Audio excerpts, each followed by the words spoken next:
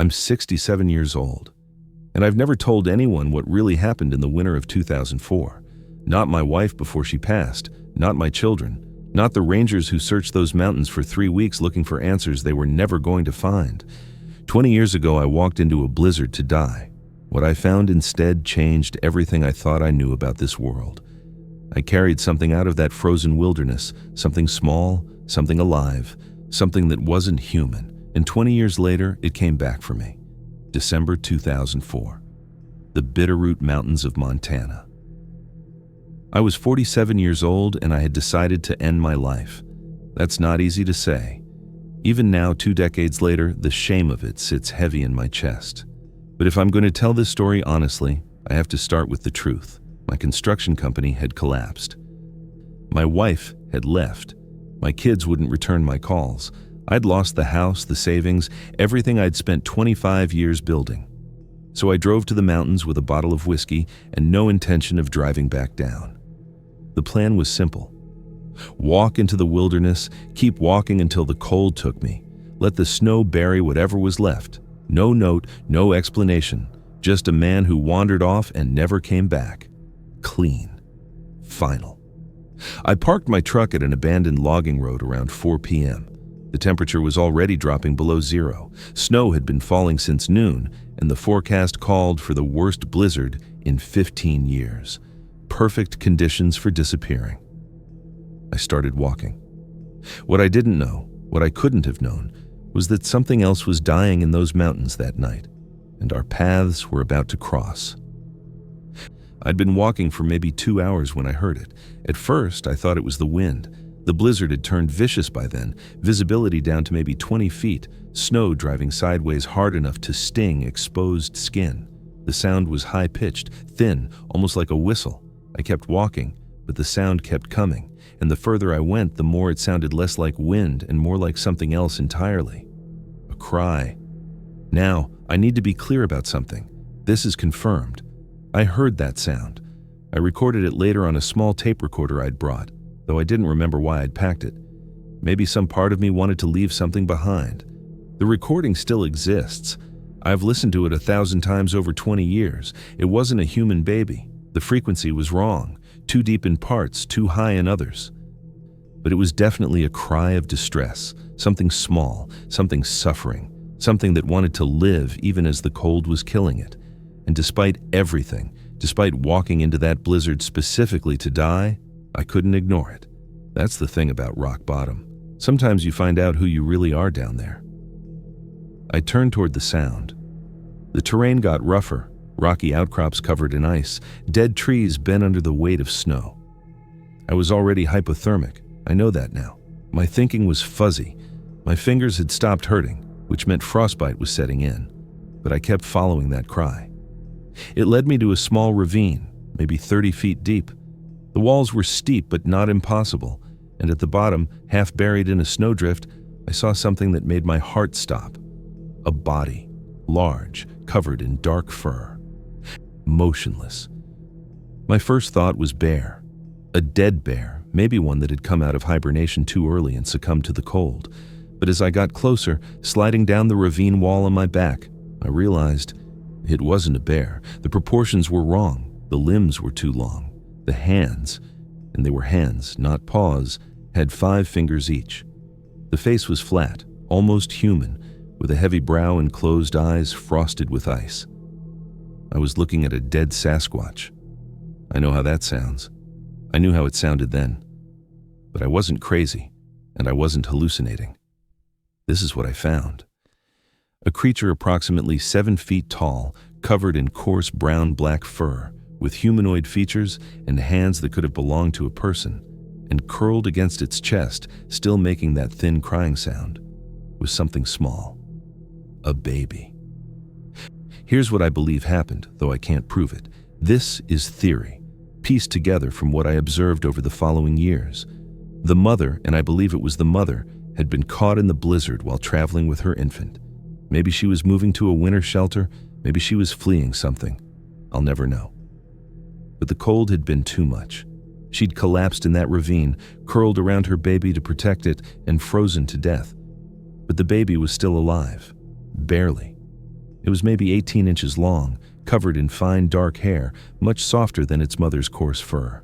Its eyes were closed, its cry was getting weaker, and when I touched it, its skin was ice cold. I had a choice to make. I could leave it there, keep walking, finish what I'd come to do, let nature take both of us. Or I could try to save it. I don't know why I chose what I did. Maybe it was instinct. Maybe it was the universe offering me a reason to live when I'd run out of my own. Maybe I just couldn't watch something innocent die, even while I was trying to die myself. I unzipped my coat. I pressed that tiny frozen body against my chest. I zipped the coat back up, holding it close to whatever warmth I had left, and I started walking back toward my truck. The next 3 hours are mostly blank. Trauma and hypothermia have erased most of it. I remember falling. I remember the cold becoming somehow less cold, which I now know means I was dying. I remember talking to the creature against my chest, telling it to hold on, telling it we were going to make it, telling it lies because lies were all I had. But somehow, impossibly, I made it back.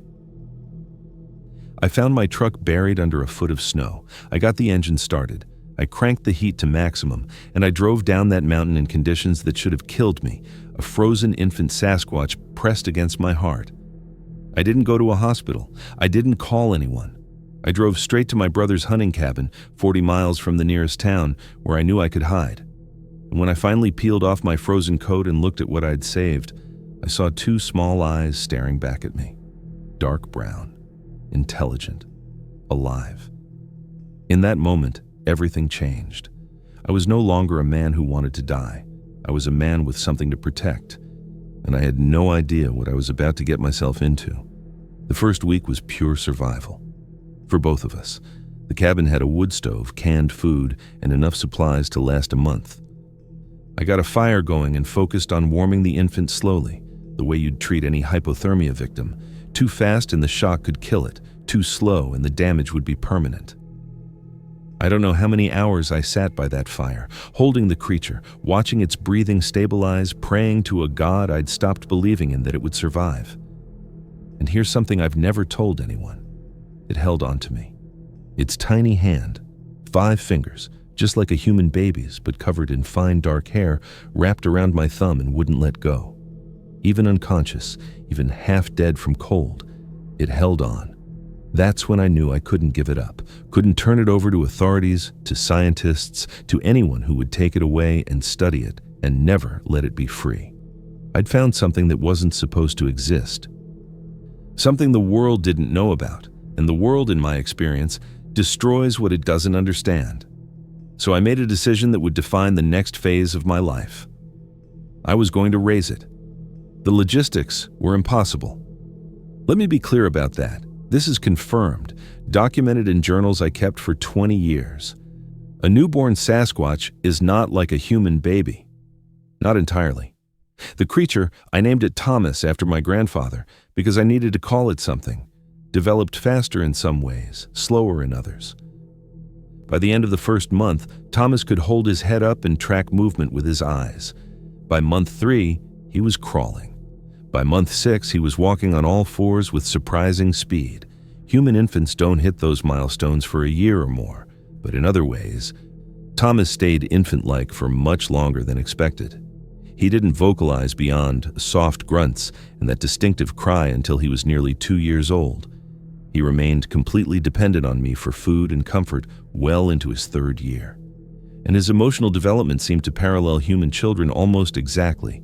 He bonded to me. Completely, absolutely, the way any infant bonds to the being that feeds it, protects it, keeps it alive. And I bonded to him. This is where the story becomes harder to tell. I rebuilt my life around Thomas. I bought the hunting cabin from my brother. Then I bought the adjacent 40 acres, then another 60. By 2007, I owned over 200 acres of Montana wilderness, all of it as remote and inaccessible as I could find. I told people I was writing a book, needed solitude, didn't want visitors. It was enough of an explanation that most people stopped asking questions. The money came from selling my construction equipment, cashing out what little retirement I had left, and eventually from selling hand-carved furniture I made during the long winters. I became known in certain circles as a reclusive craftsman who made beautiful things but wouldn't take commissions or meet clients. Everything was done through a gallery in Missoula run by a woman who respected privacy. And through all of this, Thomas grew. By age 3, he was the size of a human 6-year-old. By age 5, he stood 4 feet tall and weighed over 100 pounds. His fur had thickened into the coarse, dark covering I remembered from his mother. His features had become more pronounced, heavier brow, broader nose, deeper set eyes. But those eyes stayed the same. Dark brown, intelligent, full of something I can only describe as soul. He learned to communicate, not with words. His vocal anatomy couldn't produce human speech, though he tried for years, making sounds that almost formed syllables before collapsing into frustrated grunts. But we developed a language of gestures, expressions, and simple drawings that allowed us to understand each other. And he was smart. Not animal smart, person smart. He understood cause and effect. He could solve problems. He had preferences. He loved the sound of running water, hated the smell of gasoline, was fascinated by the moon. He had moods, good days and bad days, times when he wanted to play and times when he wanted to be left alone. He was, in every way that mattered, a person the world didn't know existed. A person I was hiding in the Montana wilderness, a person I had come to love like a son. But here's the part that still haunts me. By the time Thomas was 7 years old, I realized something was happening that I hadn't anticipated. He was remembering. I don't know how else to describe it. He would sometimes stop whatever he was doing, playing, eating, exploring, and go very still. His eyes would unfocus, his breathing would change, and he would make a sound I'd only heard once before, the same cry I'd heard in that blizzard, the cry that had led me to him. The first time it happened, I thought he was sick. I rushed to him, checked his temperature, looked for injuries. But he wasn't hurt. He was grieving. He was remembering his mother. I don't know if Sasquatch have memory the way we do. I don't know if he actually recalled being pressed against her frozen body, or if it was something deeper, some cellular knowledge, some instinct that told him something fundamental was missing from his life. But I watched him mourn for something he'd never consciously known. And it broke my heart. The close call started in 2010. Thomas was 6 years old, roughly the size of a human teenager, and he'd started ranging further from the cabin at night. I'd built him a shelter in the woods, a covered area where he could sleep outside when the cabin felt too confining, and I'd fenced in about 10 acres where he could move freely without being seen. But he was curious, and he was fast, and sometimes he went beyond the boundaries I'd set. The first incident was a hiker who'd gotten lost on federal land adjacent to my property. I found him near my eastern fence, pale and shaking, babbling about something huge that had crossed his path in the darkness. I gave him water. I walked him back to the main trail. I told him he'd probably seen a moose. They can look enormous at night, especially when you're scared. He nodded, grateful for an explanation, and I never saw him again. But I saw what Thomas had left behind. Footprints, clear as day in the soft mud near the fence, 18 inches long and unmistakably humanoid. I spent the next week covering every track, raking every trail, eliminating every sign that something unusual lived on my property. But I knew it was only a matter of time before someone saw something I couldn't explain away. The second close call was worse. July 2012. Thomas was 8 years old, nearly 6 feet tall, over 300 pounds. He'd become nocturnal by then, sleeping during the day and roaming the property at night. I think it was instinct. His species had survived by avoiding humans, and the darkness was safer. But that summer, something drew him out during daylight. I still don't know what it was. A sound, maybe. A smell. Something that triggered a response I couldn't predict. I was in town getting supplies when it happened. A wildlife photographer had been setting up motion-activated cameras on federal land, trying to capture images of a wolf pack that had moved into the area. One of his cameras was positioned about a quarter mile from my property line. I found out 3 days later when I saw the local newspaper. The headline read, "Mysterious figure captured on wildlife camera. Expert says probably a bear." But the photo wasn't a bear, it was blurry. Shot from the wrong angle. partially obscured by branches. But I knew what I was looking at. I knew who I was looking at. Thomas, caught in daylight, crossing a clearing on federal land. My heart nearly stopped. I drove to the newspaper office that afternoon. I told the editor I was writing a book about wildlife hoaxes and wanted to buy the original photograph for my research. He laughed and sold it to me for $50. Then I found the photographer, told him the same story, bought his memory card for $200 and a promise not to publish anything about the image. "Honestly," he said as he handed over the card, "I think it was just a guy in a costume, probably some joker trying to start a Bigfoot scare. Happens all the time in these mountains." I agreed with him, laughed about it, drove away with my hands shaking on the steering wheel.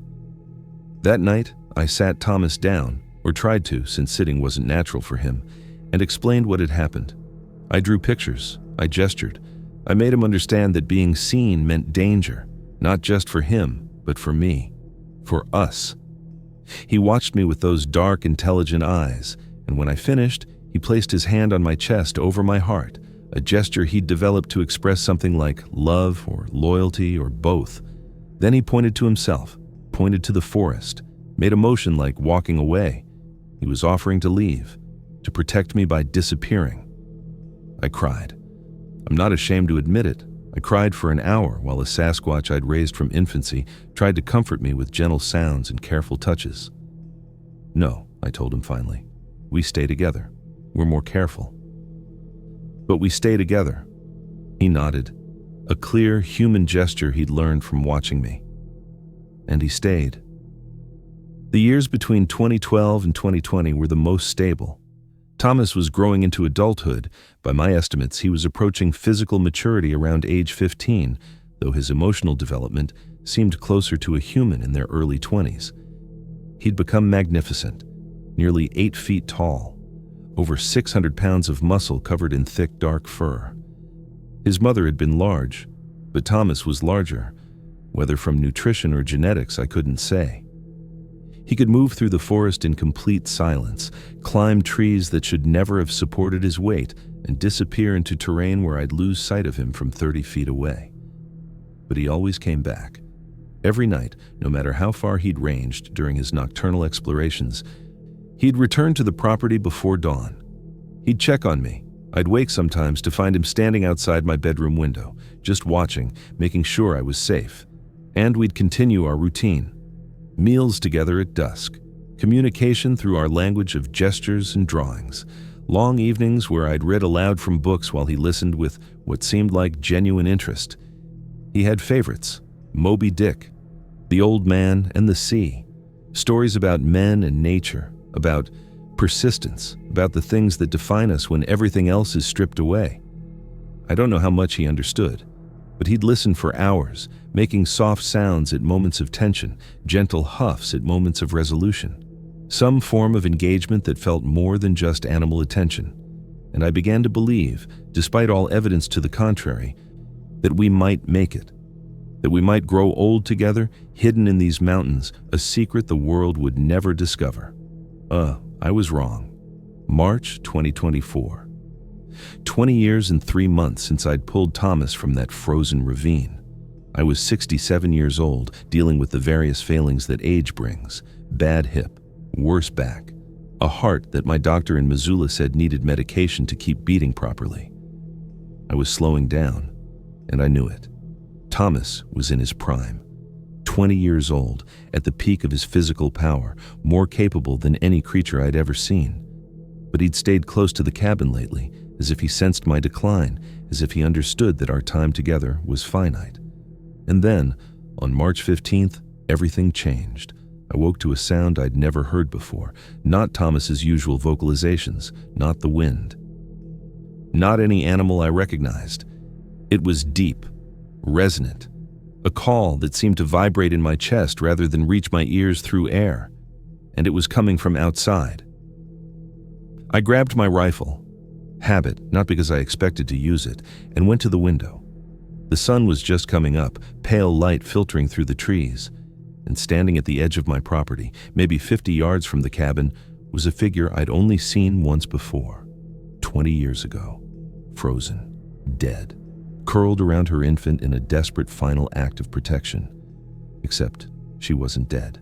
She was alive, standing, looking directly at my cabin, and she wasn't alone. Let me be very clear about what I'm describing. This is confirmed. I have photographs, I have video, I have evidence that I've shared with only 3 people in the world, all of whom have agreed to keep silent until I decide otherwise. Standing at the edge of my property that morning were 4 adult Sasquatch, 3 females and 1 male.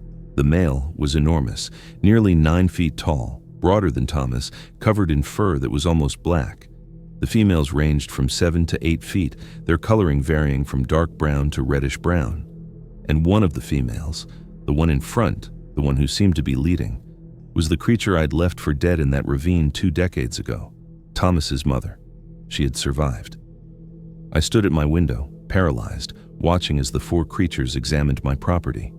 They moved carefully, methodically, the way predators move when they're assessing a new environment, but they didn't approach.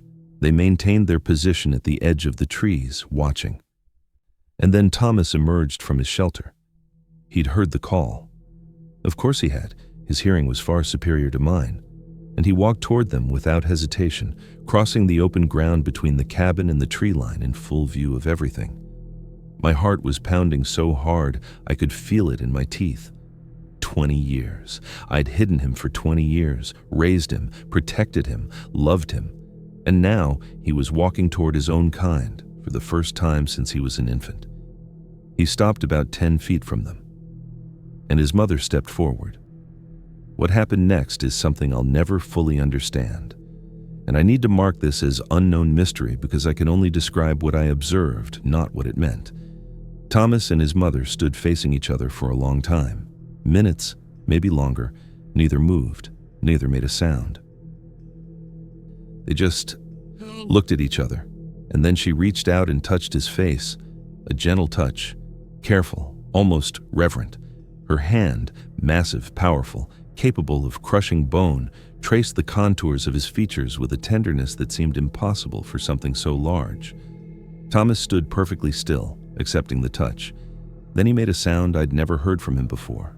Not his usual vocalizations, something new, something that seemed to come from deep in his chest, a sound that was answered immediately by his mother and the other 3 adults. They were communicating, in a language I'd never taught him, a language he'd somehow retained from infancy, buried in his memory, waiting for this moment. And I realized, with a mix of awe and terror, that I was witnessing a reunion 20 years in the making. I should have stayed inside, should have watched from the window, kept my distance, let them have their moment. But I couldn't. Thomas was my family, the only family I had left, and I needed to know what this meant. For him, for me, for everything we'd built together. I opened the door and stepped outside. Every head turned toward me instantly. The 4 new Sasquatch tensed, coiling into postures I recognized as aggressive. The male, the big one, made a sound that was unmistakably a threat, a warning. Come closer and die. Thomas stepped between us. He faced the others, his mother, the male, the other females, and made sounds I couldn't interpret. His body language was clear, though, protective, defensive. He was shielding me. His mother responded. More sounds. A conversation I couldn't understand but could feel. The tension, the urgency, the weight of something important being decided. And then she looked at me. I've looked into the eyes of a lot of creatures in my 67 years. Bears, wolves, mountain lions, animals that could kill me without effort, but nothing prepared me for the experience of being studied by something that was so close to human, yet so fundamentally not. She looked at me for a long time, and I felt, this is theory, not fact, that she was assessing me, not as a threat, not as prey, but as something else, something she needed to understand. Then she turned to Thomas and made a gesture, a sweep of her arm toward the forest, toward wherever they'd come from, an invitation. Come with us. Thomas looked at me. 20 years of communication through gestures and drawings and expressions had taught me to read him better than I could read most humans. And I saw everything in his face in that moment, longing, joy at finding his kind, the pull of something ancient and instinctive that my cabin could never satisfy. but also love, loyalty, 20 years of bond. He placed his hand on his chest, over his heart, then he extended it toward me. Our gesture, our language, our love, and I knew what he was asking. This is the part I've never told anyone, the part that comes after the discovery, the part that matters most. I walked toward them. Every step felt impossible. The male was still making warning sounds. The other females had shifted into positions that could cut off my retreat. Everything about the situation screamed danger. But Thomas was there, and Thomas wouldn't let anything hurt me. I stopped a few feet from the group, close enough to see the details of their faces, the individual variations, the scars and marks that made each one distinct, close enough to smell them, an earthy, musky scent that wasn't unpleasant, just unfamiliar. And I looked at Thomas's mother. "You didn't die," I said, knowing she couldn't understand my words, but hoping she might understand something. "I thought you were dead. I took your baby because I thought he'd die too. I've kept him safe for 20 years, fed him, protected him, loved him." I paused. "I'm not his enemy. I never was." She studied me again, that same intense, assessing gaze, and then she did something I never expected. She bowed her head. I don't know what that gesture meant in their culture. I don't know if it was gratitude, acknowledgement, or something else entirely, but it felt like acceptance, like forgiveness. What followed was a conversation I couldn't participate in. Thomas and his mother communicating in sounds and gestures I'd never learned. The other adults joined in occasionally. The tension gradually eased. And eventually, Thomas turned to me with something in his expression that made my chest ache. He pointed to himself, pointed to them, made a motion like walking away, but then he pointed to his heart, pointed to me, made a motion like a circle, coming back. He was going with them, but he was coming back. They left that morning, all 5 of them, including my Thomas, disappearing into the forest like shadows dissolving in sunlight. The male went first, scouting ahead. The females followed in a formation that seemed practiced, instinctive. Thomas went last, turning once to look at me before the trees swallowed him completely. I stood in my yard for an hour after they'd gone. Part of me expected to never see him again. Part of me understood that he'd found what he'd been missing his entire life, his kind, his family, the world he was supposed to inhabit. Why would he ever come back to a cabin and an old man and a life that was, in the end, a kind of prison? But I also knew Thomas. 20 years isn't nothing. 20 years of trust, of care, of love, that doesn't just disappear. So I waited. He came back 4 days later. I was sitting on my porch at dusk, watching the sun drop behind the mountains, when I heard a familiar sound. That soft grunt he made when he was approaching, letting me know he was there before appearing so he wouldn't startle me. And then he walked out of the trees. Alone. He looked different. Not physically, 4 days couldn't change that, but something in the way he carried himself had shifted. More confident maybe, more complete. He approached the porch slowly, sat down beside my chair in the way he used to when he was young and I'd read to him in the evenings, and he placed his hand on his chest, extended it toward me. Our gesture, unchanged, unbroken. Over the following weeks, I learned the new rhythm of our lives. Thomas would stay with me for a few days at a time, then disappear into the wilderness to be with his kind. Sometimes he'd be gone for a week. Once he was gone for almost a month, and I began to fear he wasn't coming back. But he always came back, and sometimes he brought others. His mother was the first to visit. She appeared at the edge of my property one evening while Thomas was with me, watching from the trees with that same careful assessment I'd seen before. But this time, there was no tension, no threat. She stayed for an hour, observing. Then she left. She came back a week later. And again after that. Each time she got a little closer. Each time she seemed a little more comfortable. And finally, in July 2024, she entered my property for the first time. Thomas led her. He walked beside her, making reassuring sounds, guiding her toward the cabin. And she followed, her massive body moving with a grace that seemed impossible for something so large. She stopped in front of me, studied me with those ancient eyes. And then she did something that brought tears to my face. She brought out something she'd been carrying, A small bundle wrapped in leaves and bark. She placed it in my hands carefully, almost gently, and stepped back. I unwrapped it slowly. Inside was a stone, smooth, dark, polished by water or time or both, and carved into its surface, in crude but unmistakable lines, was an image. 2 figures, one large, one small, standing together, a mother and child.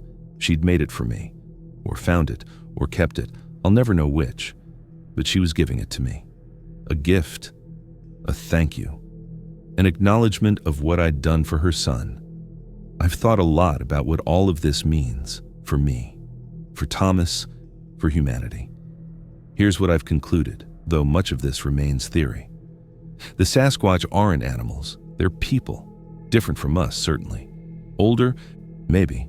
Some researchers I've quietly consulted believe they might be a surviving branch of the human family tree, separated from us hundreds of thousands of years ago, but people nonetheless.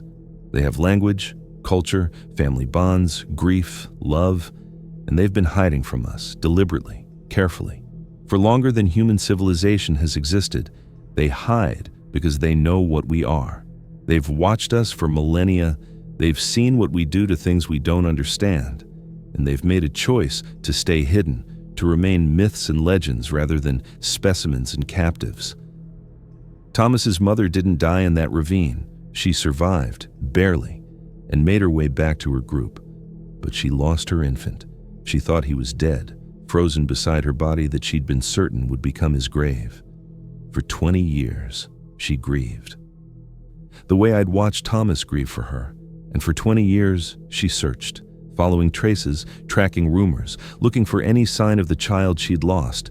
She found him because he'd been seen. That photograph in 2012, the one I thought I'd suppressed, had circulated in ways I couldn't control. Not widely, not publicly, but among certain communities, researchers, believers, people who pay attention to this sort of thing, and among her kind. They found Thomas because they never stopped looking. It's November 2024 now, almost a year since that morning when 4 Sasquatch appeared at the edge of my property and changed everything. Thomas still comes and goes. He belongs to 2 worlds now, the world of his kind and the world I built for him. He moves between them with a freedom I never could have given him alone. His mother visits occasionally, the others less often, but they know I'm here. They know this place is safe.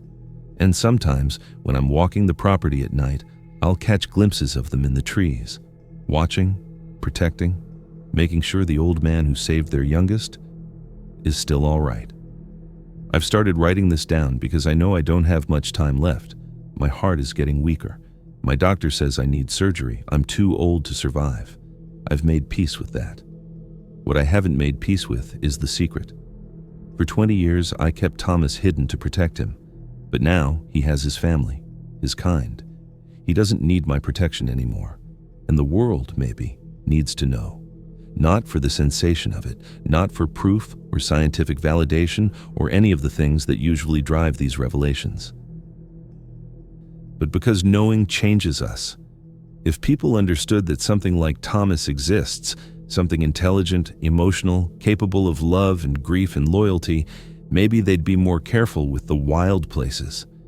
Maybe they'd think twice before destroying another acre of wilderness. Maybe they'd remember that we share this world with beings we don't fully understand. Thomas taught me that.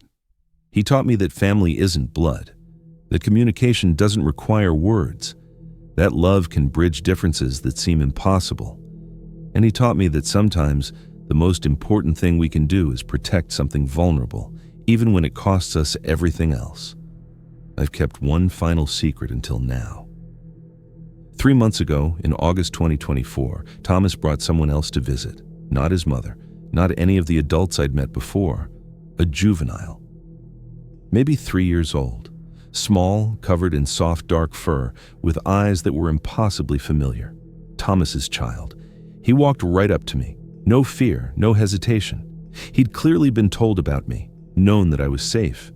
And he reached out and grabbed my thumb, the same way Thomas had 20 years ago when he was half frozen and dying against my chest. His hand wrapped around my finger and held on. I'm 67 years old. I saved a dying infant from a frozen ravine 2 decades ago. That infant became my family, my purpose, my reason to keep living when I'd given up on life.